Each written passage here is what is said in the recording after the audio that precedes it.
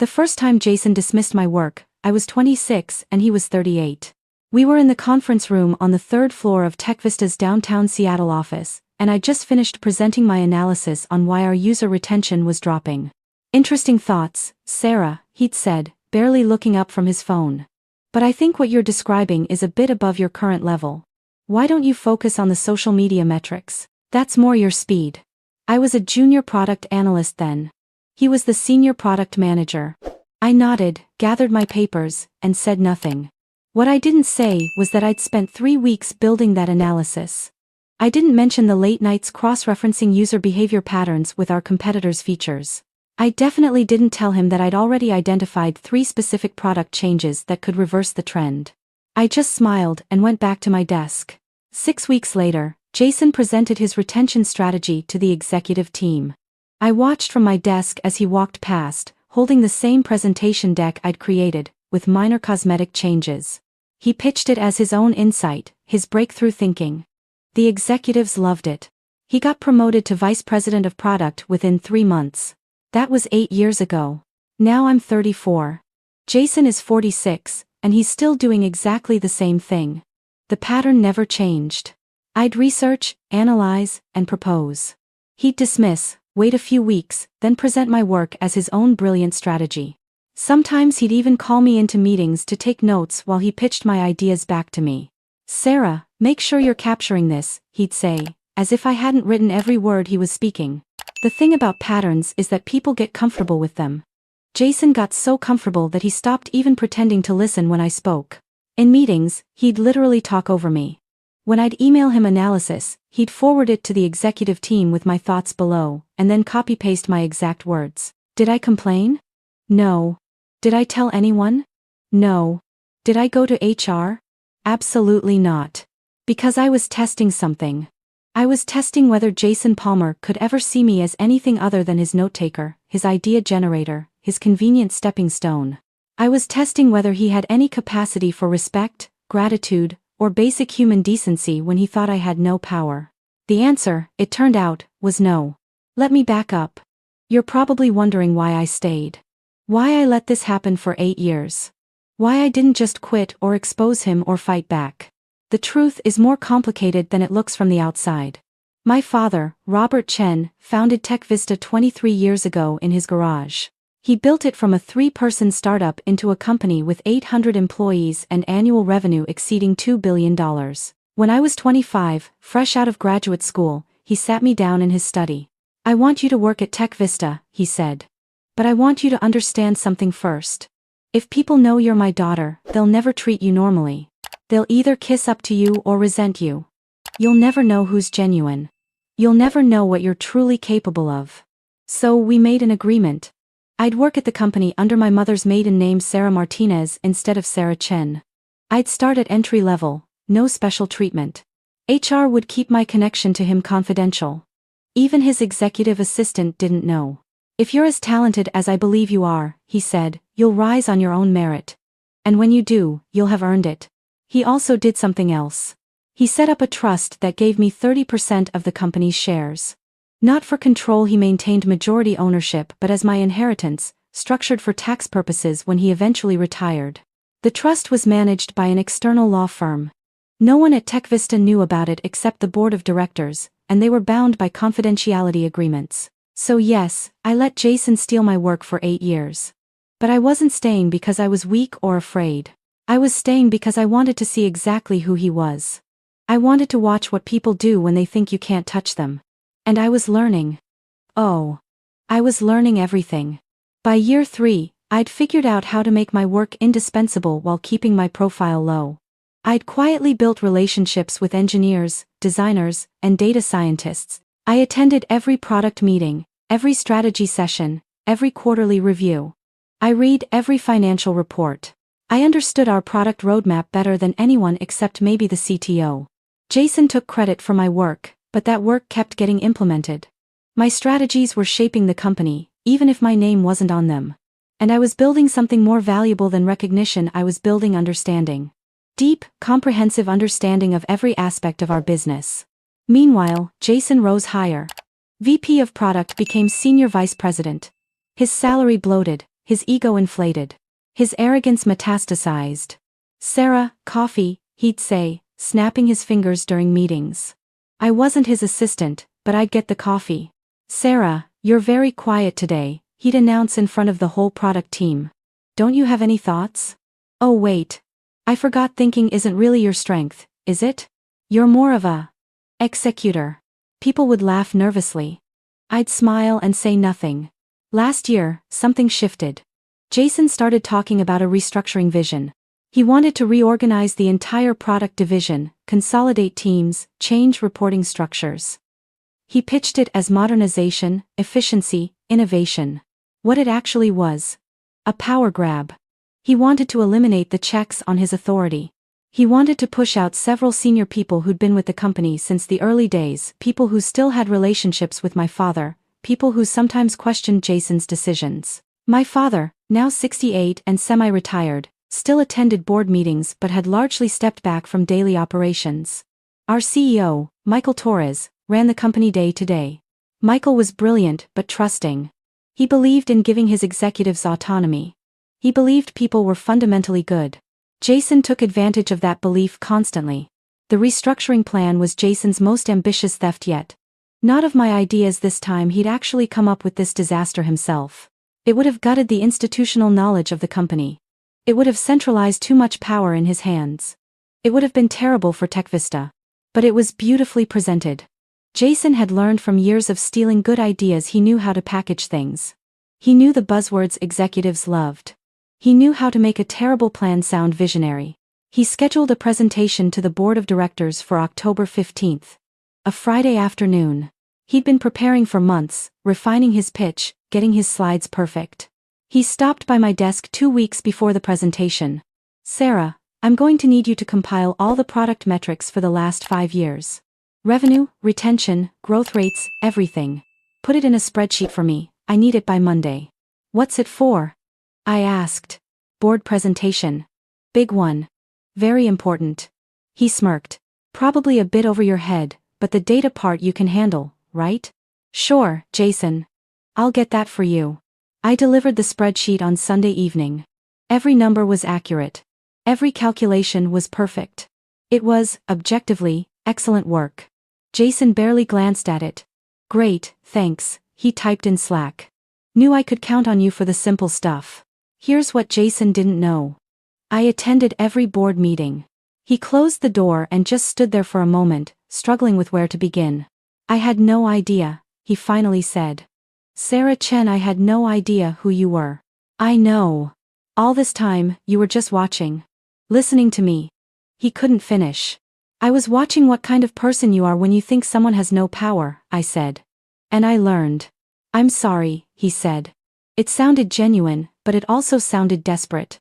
"I'm so sorry. For everything." He'd never wondered why I sometimes left early on Friday afternoons. He'd never asked where I went. Why would he? In his mind, I was just Sarah Martinez, junior analyst who fetched coffee. Where I went on Friday afternoons couldn't possibly matter. October 15th arrived.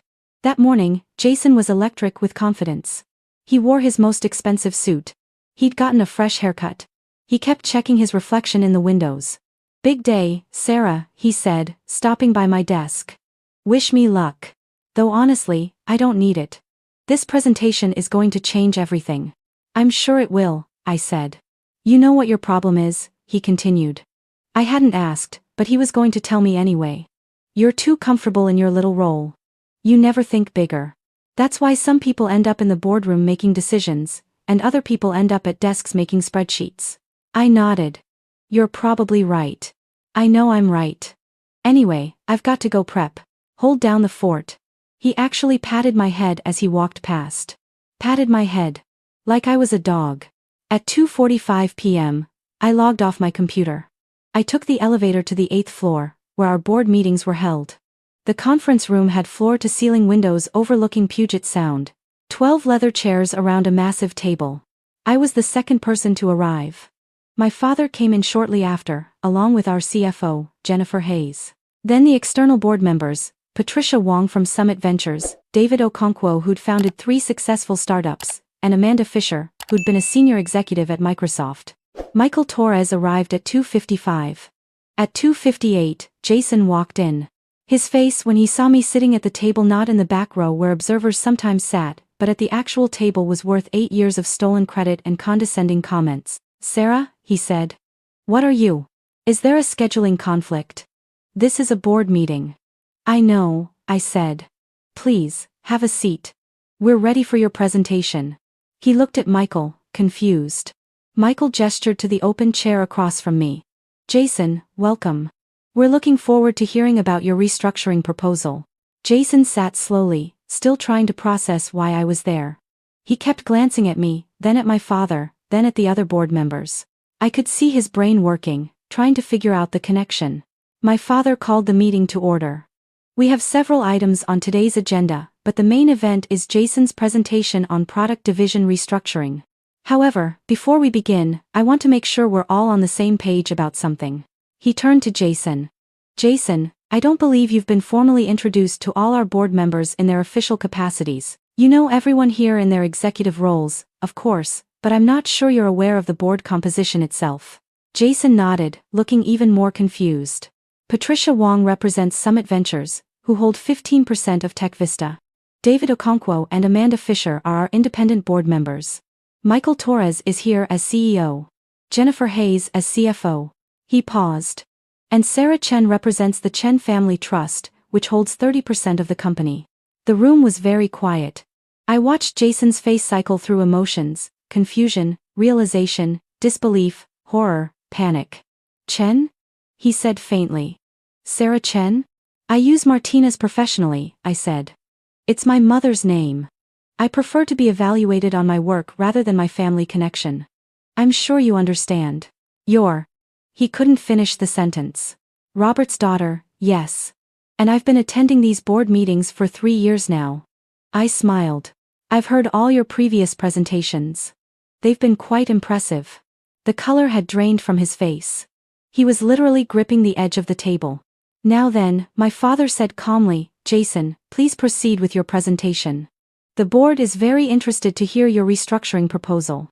To his credit, Jason tried. He opened his laptop with shaking hands. He pulled up his slides. He started talking about organizational efficiency and modern management structures. But he was rattled. He kept losing his place. He stumbled over words. And worst of all, without the shield of his usual arrogance, the flaws in his plan became glaringly obvious. "This slide shows projected cost savings," he said, "of approximately 15% over 3 years. Jason," I said gently, "could you walk us through how you calculated those numbers? Because looking at the data you requested from me last week, I'm not seeing how those savings materialize given the severance costs and hiring expenses you'd incur." He blinked.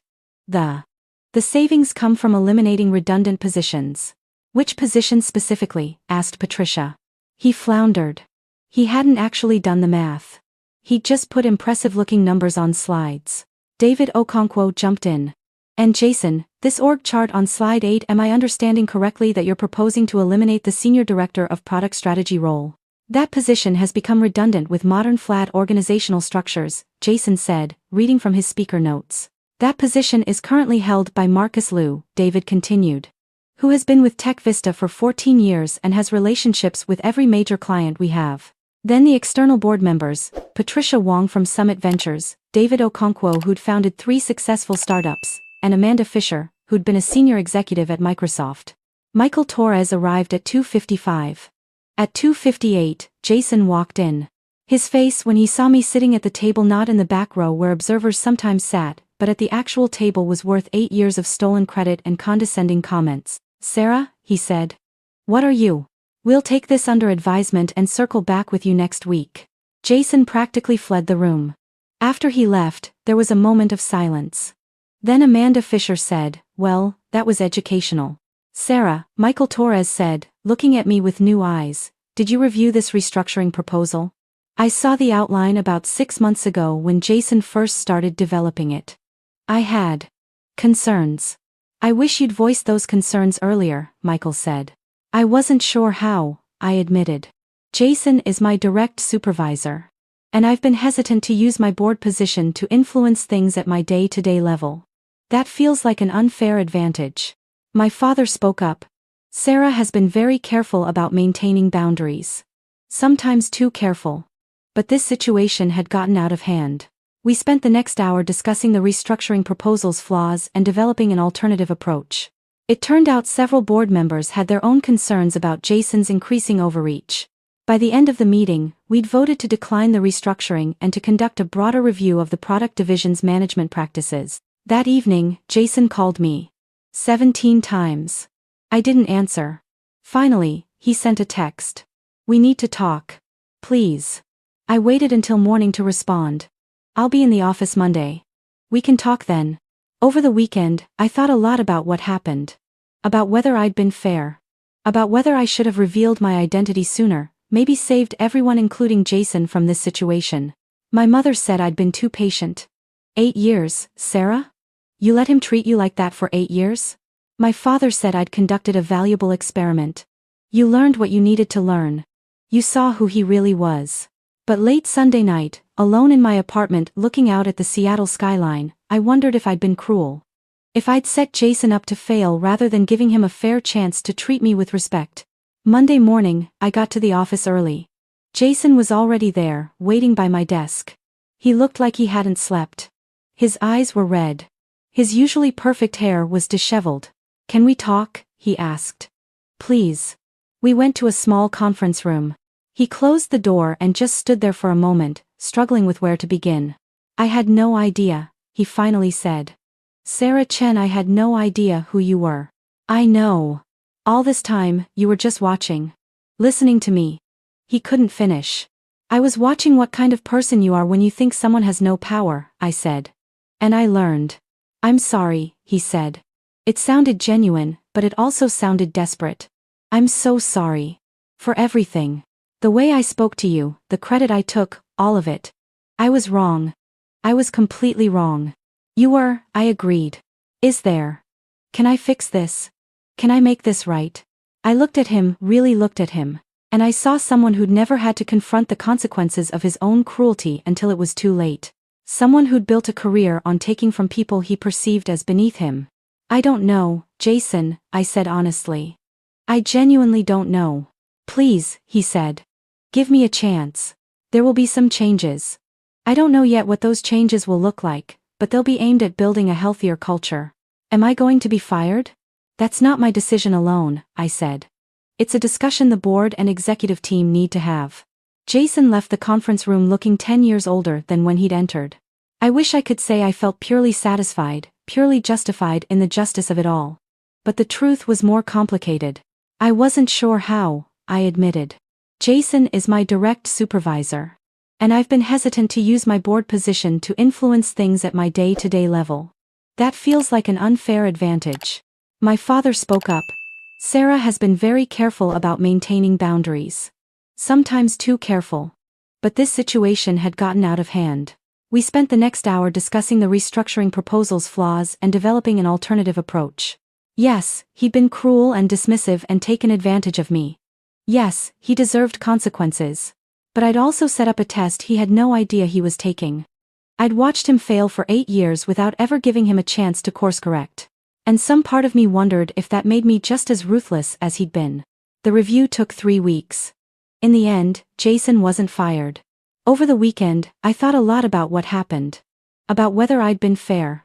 About whether I should have revealed my identity sooner, maybe saved everyone including Jason from this situation.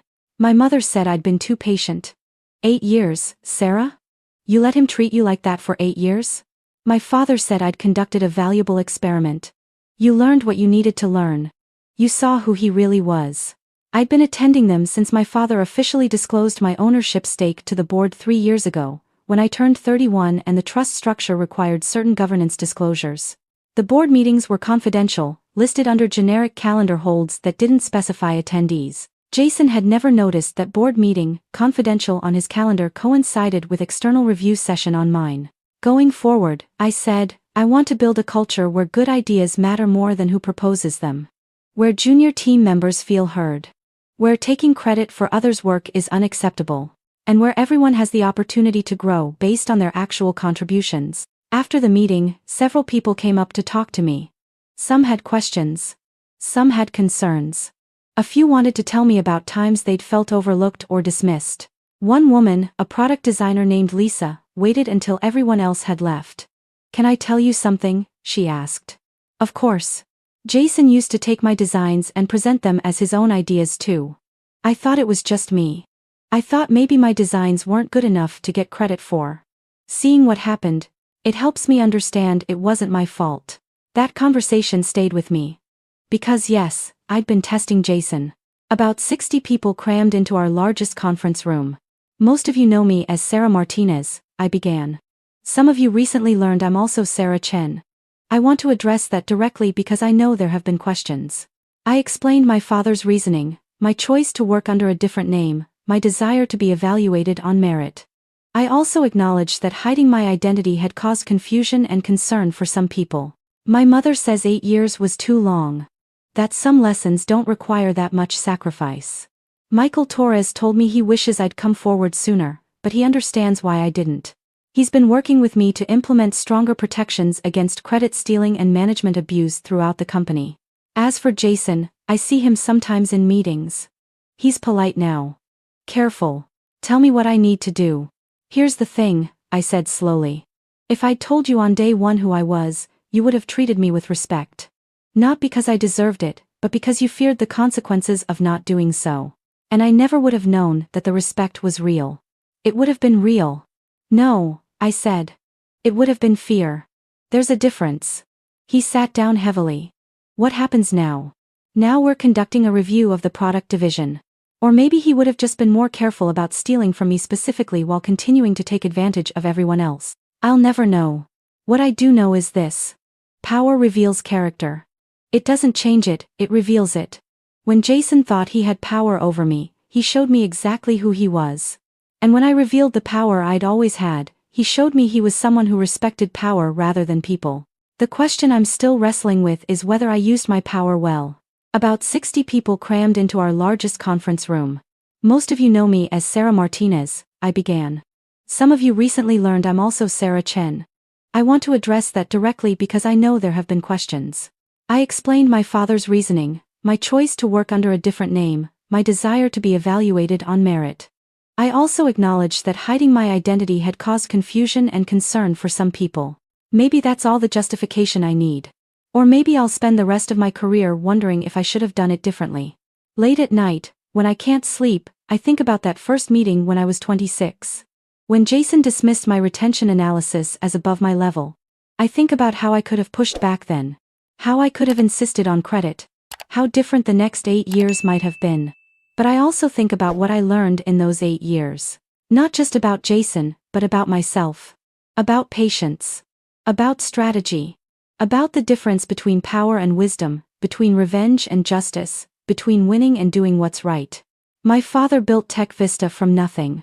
He taught me that real leadership isn't about demanding respect, it's about earning it through consistent action and genuine care for the people you work with. I'm still learning that lesson.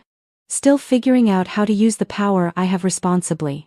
Still trying to be the kind of leader who brings out the best in people rather than capitalizing on their worst. It's harder than I expected. More complicated. More morally ambiguous. But it's the work that matters. Not the title. Not the vindication. Not even the satisfaction of watching arrogance crumble. The work of building something better than what was there before. That's what I'm trying to do now. Every day. With every decision. Whether it makes up for 8 years of silence, I honestly don't know. But I'm trying. And maybe, in the end, that's all any of us can do.